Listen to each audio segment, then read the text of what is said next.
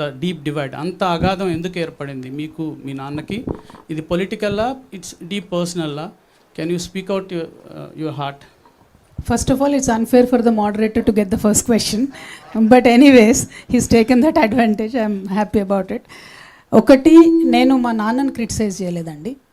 Political లీడర్గా కేసీఆర్ గారిని criticise చేసిన.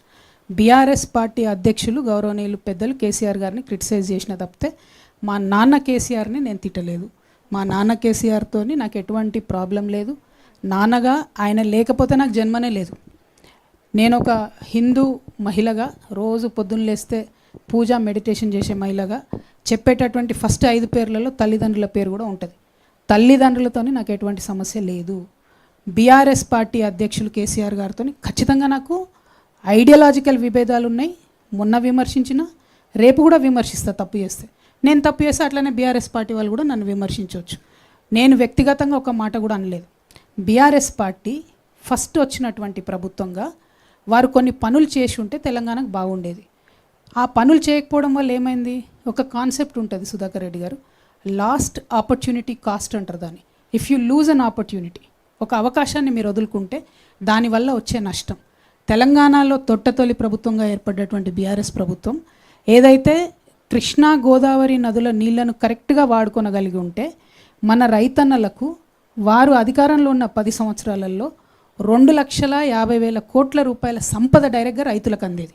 కృష్ణా నీళ్ళు వచ్చి ఉంటే మన పొలాలకు, గోదావరి నీళ్ళు వచ్చి ఉంటే 1,21,000 కోట్లు కేవలం ఈ 2 ప్రాజెక్టులకు పెట్టిండ్రు. ఏది?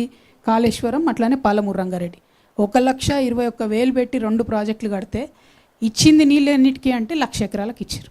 నేను దాన్ని క్రిటిసైజ్ చేసిన. బీఆర్ఎస్ పార్టీ అధ్యక్షుడిగా ఖచ్చితంగా వారిని క్రిటిసైజ్ చేసిన, ఇవాళ చేసిన, రేపు కూడా చేస్తాను. ఎందుకంటే ఆ last opportunity cost only for farmers is 2.5 lakh crores. ఆ సంపద డైరెక్ట్గా మా రైతన్నల జేబులకు పోయేది, అది పోయింది.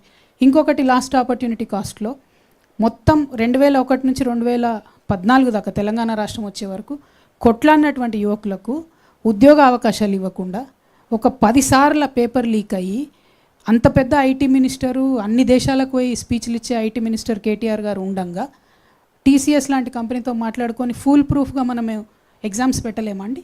టోఫెల్ పెట్టడంతో మాట్లాడుకొని పెట్టలేమా? జిఆర్ఈ పెట్టడంతో మాట్లాడుకొని పెట్టలేమా? ఎట్లా ఫెయిల్ అవుతుంది? మన గ్రూప్ 1 ఎందుకు ఫెయిల్ అవుతుంది? 10th క్లాస్ పరీక్షల పేపర్ ఎందుకు లీక్ అవుతుంది?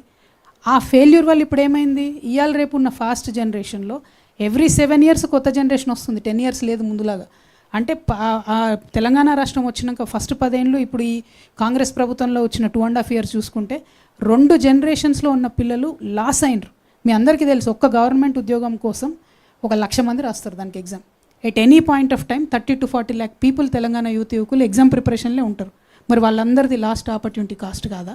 వాళ్ళ జీవితంలో వాళ్ళు కోల్పోయిన ఉద్యోగాలు, వాళ్ళు కోల్పోయిన అవకాశాలు, వాళ్ళ కుటుంబ సభ్యులు పడ్డ ఇబ్బందులు, ఆ లాస్ట్ ఆపర్చునిటీ కాస్ట్ అనేది ఖచ్చితంగా బీఆర్ఎస్ ఖాతాలోకే పోతుంది. కాబట్టి బీఆర్ఎస్ అధ్యక్షుడు కేసీఆర్ గారిని నేను విమర్శించిన తప్పితే నేను మా ఫాదర్ కేసీఆర్ గారిని విమర్శించలేదు. పొలిటికల్ లీడర్ కేసీఆర్ గారిని విమర్శించినాను, రేపు కూడా విమర్శిస్తాను. కవిత గారు, మధు ఆర్టీవీ శ్రీనివాస్ V6 అక్క, మీరు 25వ తారీఖు పార్టీ ప్రకటించినప్పుడు ఒక పేరు వచ్చింది, తెలంగాణ రాష్ట్ర సేన అని. సో ఈ మధ్య 2 రోజుల క్రితమేమో తెలంగాణ